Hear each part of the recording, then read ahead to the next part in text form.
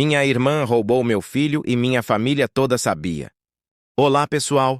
Essa história aconteceu quando eu tinha 29 anos, quando recebi a ligação que destruiu a ideia que eu tinha da minha própria família. Era uma quinta-feira comum.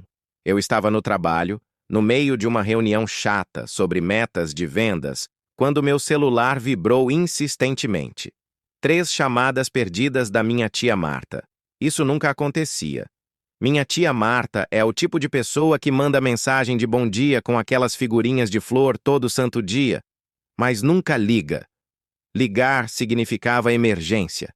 Saí da sala de reunião e retornei a ligação no corredor, com o coração já acelerado antes mesmo de ela atender.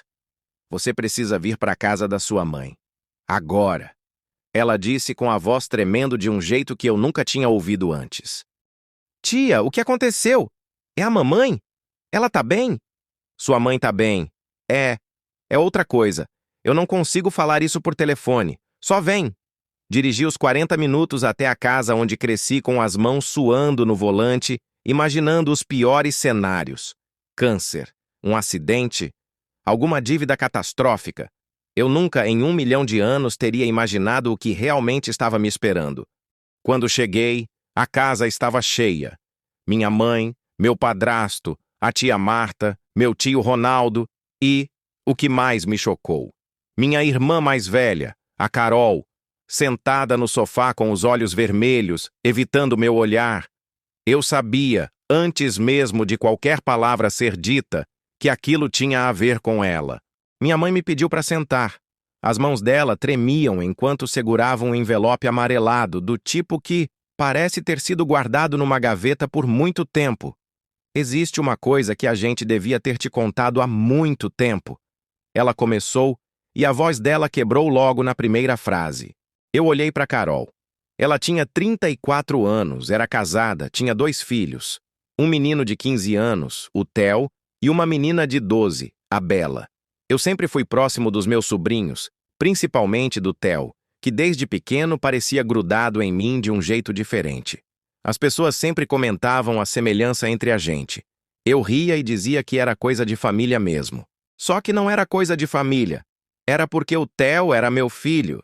Minha mãe contou, entre lágrimas, que quando eu tinha 14 anos, eu tive um relacionamento breve, quase infantil, com uma menina do colégio chamada Renata. A gente namorou por 3 meses. Ela engravidou. Eu nunca soube. Meus pais souberam e decidiram, junto com os pais dela, que a solução seria a Carol, que na época tinha 19 anos, já era casada com o Marcelo e não conseguia engravidar. Assumir a criança como filho dela e do marido. Renata foi mandada para casa de uma tia em outra cidade para terminar os estudos. Teve o bebê lá. O bebê foi registrado direto no nome da Carol e do Marcelo, e voltou para nossa família como sendo filho deles. Eu, com 14 anos, nunca fui informado de que tinha engravidado uma garota. Fui protegido de as consequências dos meus atos, segundo minha mãe. E passei os últimos 15 anos brincando, viajando, indo em aniversário, sendo tio babão do meu próprio filho. Eu fiquei em silêncio por um tempo que pareceu uma eternidade. Ninguém naquela sala ousava falar. Eu olhava para Carol, que finalmente levantou os olhos e me encarou. Eu queria muito ser mãe e não conseguia, ela disse com a voz embargada. Quando surgiu a chance, eu não pensei 2 vezes. Eu amo o Theo como se ele fosse mesmo meu. Ele é seu sobrinho. Ele não é seu filho, eu respondi. E minha própria voz saiu estranha, como se não fosse eu falando. Você roubou meu filho de mim.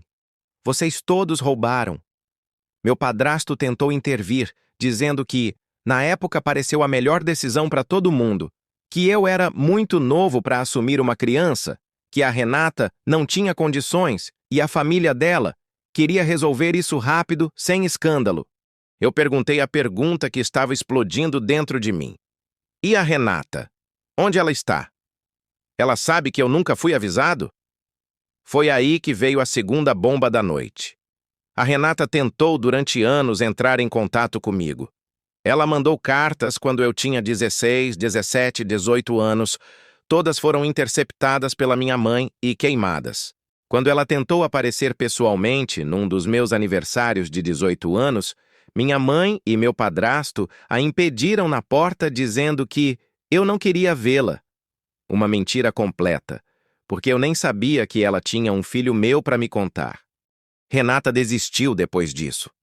Hoje ela mora em outro estado, é casada, tem outros filhos e, segundo minha tia Marta, que foi a única da família que discordou de tudo isso desde o início e por isso me ligou, a Renata carrega até hoje a dor de ter sido silenciada e ter perdido contato com o próprio filho biológico.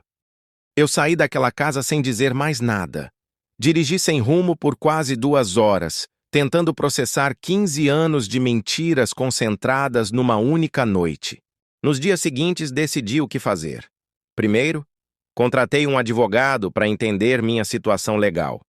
O Theo já tinha 15 anos, era registrado como filho da Carol e do Marcelo, e eu não tinha nenhum direito legal automático só por ser o pai biológico descoberto tardiamente.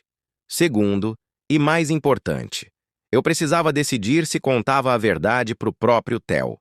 Conversei com um psicólogo especializado em famílias antes de tomar qualquer atitude precipitada. Ele foi claro, a decisão de contar ou não para o adolescente precisava ser cuidadosa, pensada em conjunto com um profissional, e não movida só pela minha raiva do momento. Levou 3 meses até que, com acompanhamento psicológico para toda a família, inclusive para o Theo, a verdade foi contada a ele, com cuidado, num ambiente controlado. A reação dele foi de choque, depois raiva, depois um silêncio de semanas em que ele mal falava comigo ou com a Carol. Foi o período mais doloroso da minha vida. Eu tinha, de um dia para o outro, ganhado um filho de 15 anos e, ao mesmo tempo, quase perdido o sobrinho que eu tanto amava, porque agora tudo entre a gente parecia estranho, forçado, cheio de camadas que não existiam antes. Já se passaram 2 anos desde aquela ligação da minha tia Marta. Eu e o Theo reconstruímos uma relação aos poucos em terapia. Ele decidiu, por conta própria, manter a Carol e o Marcelo como os pais que o criaram. E eu respeito profundamente essa escolha. Mas também construímos algo novo. Ele sabe que sou seu pai biológico e escolhemos juntos o que isso significa para nós dois, sem pressa e sem imposição.